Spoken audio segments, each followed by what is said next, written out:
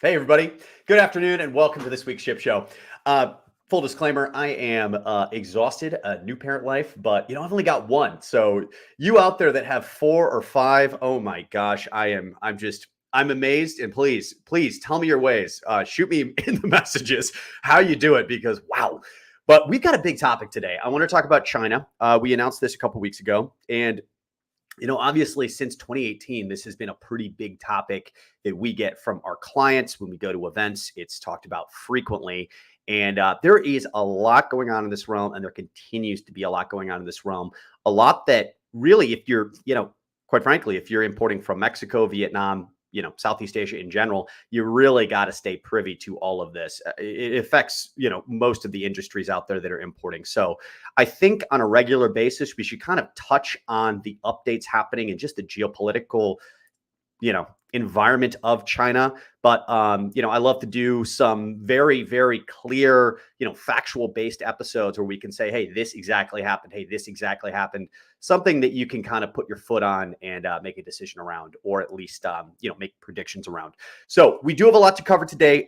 If it's your first time joining, Jason Brand. I am the Director of Outreach and Partner Development at Supply Chain Solutions.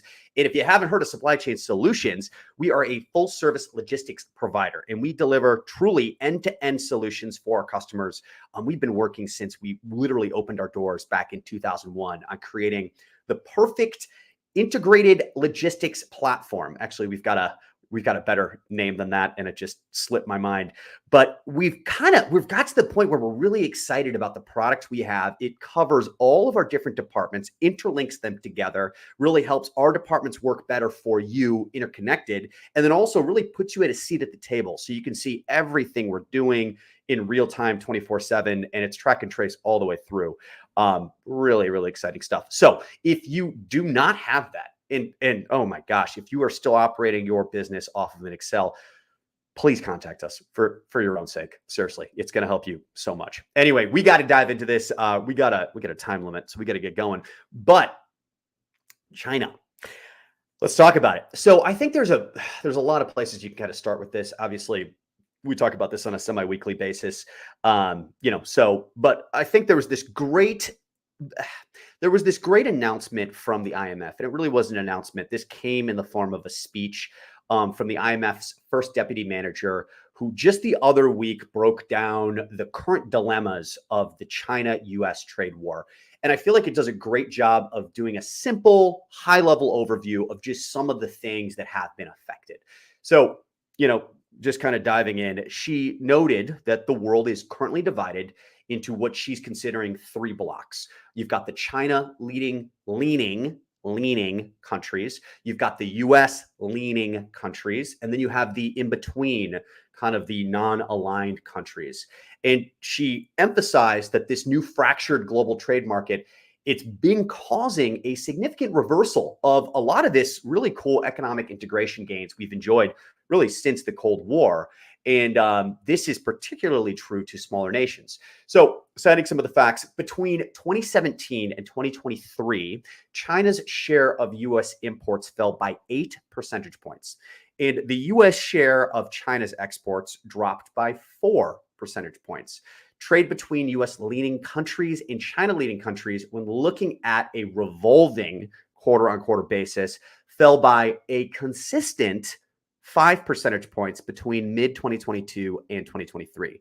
So let's talk about currency quick. What she mentioned is the yuan's use of international transactions has doubled among China-leading countries between early 2022 and today. And then if you look at the US dollar's share, that's remained relatively the same in that time period. And what I think is even more fascinating about that figure, specifically who the countries moving over to the yuan, is that if you take Russia out of the China leading countries, you still are left with almost the same figure. So it's not just China that's really, sandbagging that figure. It's across the China leading countries that it's doubled the use, which is pretty surprising. Now, switching over to what's happening in the foreign direct investment realm, focusing on investments going into China, China has suffered a 26% decrease when looking at a year-over-year comparison between January and March of this year and last year. You can actually dig a little bit deeper into that trend. Hang on one second. And you've got a couple chambers of commerce that were surveyed that actually gave another little bit more insight on this. So the American Chamber of Commerce in China, they were surveyed this February, and they were asked questions about, if the companies that were involved, obviously in the chamber, had planned to increase their investment in their Chinese operations. And really, the outcome of that survey echoed a similar, if not worse, response, with nearly half of the companies in the American Chamber of Commerce in China saying that they did not plan to expand any investment in China. Then there was a separate survey that happened last year in June. This was targeting the European Chamber of Commerce in China, which took place June. But the result of that survey was 11% of the companies mentioned they had already shifted investments out of China, and a further 8% said they had investments they were planning on investing in China, and now they're already moved to destinations outside of China. So you can kind of see this erosion of the economic ties here between not only the US, but also Europe and China. Now, this erosion has been mitigated, and it's been mitigated by these third-party countries. I think two great examples are Mexico and Vietnam.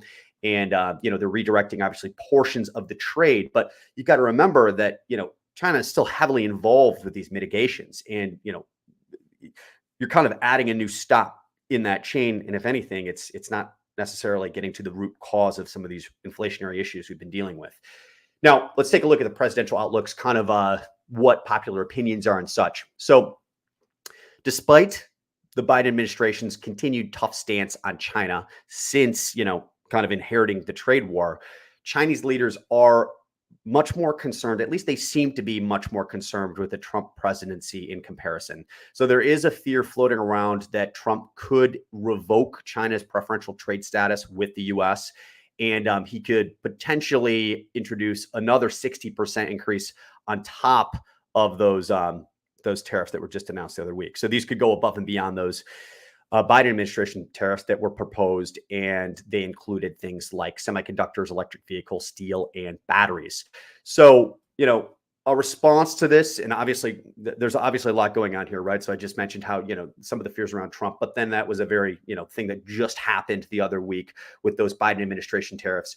So China has come back and essentially said, hey, if to mitigate the effects on these tariffs, exporters in China are probably going to continue to ramp up their efforts funneling goods into and through Mexico to kind of help, mitigate that.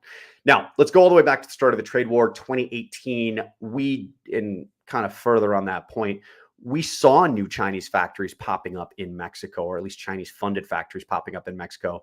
And since then, they have dramatically increased their production, and it seems to be mainly for the US market.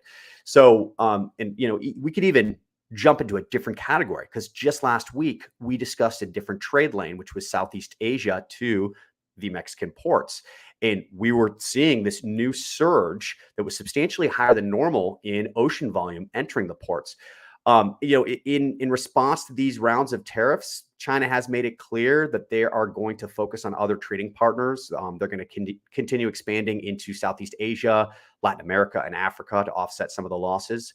But yeah, the current trade war, it's led to tariffs on approximately 550 billion worth of Chinese goods, 185 billion worth of US goods. And if we looked at just last year alone, China to US trade totaled roughly 575 billion, with 427 billion from Chinese exports to the US.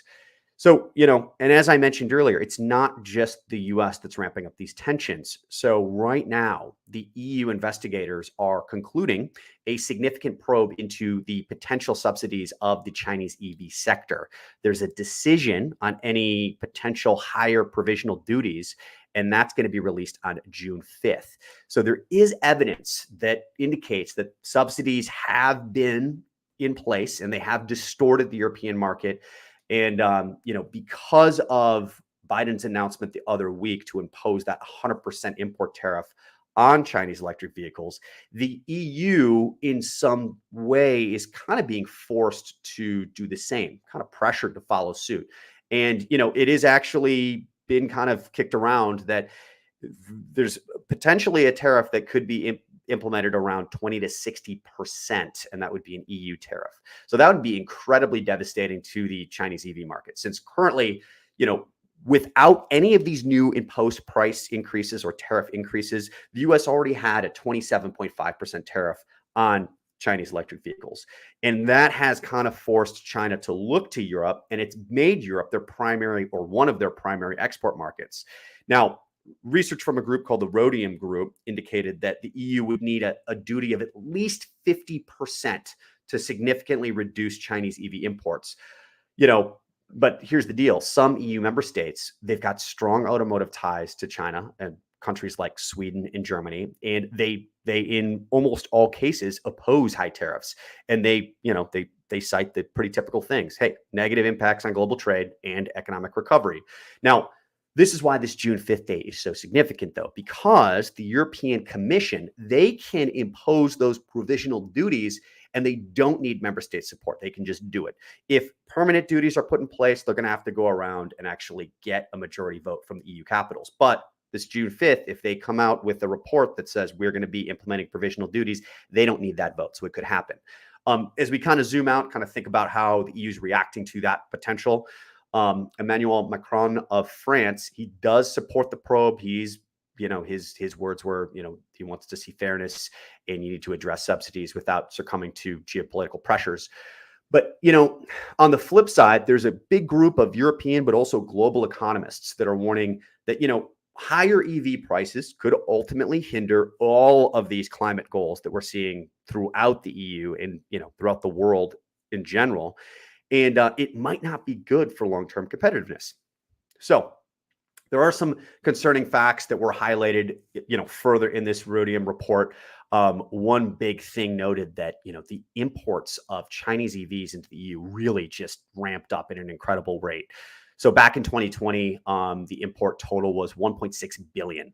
And then if we move forward to 2023, it was 11.5 billion. And furthermore, slightly more concerning as well, is that the Chinese brands, or the Chinese brands that were winning in this, import surge, tended to be Chinese owned brands, Chinese government, at least backed brands, and they had the most significant increases in market share throughout Europe. So definitely an area to kind of be considering and be concerned about. Now, there is a similar problem that could be facing the solar panel realm and that could be happening in the near future. So, we haven't really talked about this actually too frequently. We had an episode, I want to say 4 to 6 months ago, talking about Evergrande. And actually, a big shift from real estate over to EV. But it's relatively common knowledge that China's economy is having a little bit of a rough spot at the moment. And, in this time, they have ramped up spending on renewable energy, mainly solar. And it's been kind of a signal to the world economy that it's a cornerstone or just a big bet on some of the emerging technologies that they're going to kind of position themselves and align themselves with. So Chinese leaders are saying that it's part of their current focus. They're calling it the new trio of industries. And they're talking about electric cars, they're talking about lithium batteries, and of course, they're talking about solar panels. And what's fascinating is they used to have the old trio, and the old trio that this is replacing was the industries that they focused on before: clothing, furniture, and appliances. Now, kind of the double down on this new trio idea, China in 2023 added nearly 217 gigawatts of photovoltaic capacity, solar panel capacity. That more than doubled 2022's level, and it accounted for over half the world's new photovoltaic or solar power capacity. Now, if you compare this to the amount of solar panels that the US has installed, that's in 1 year more than the US has installed in their entire history. And that's kind of a little bit of a entire history. Solar panels haven't been out for, our entire history. But anyway, pretty insane 2023 when it comes to solar panels and China.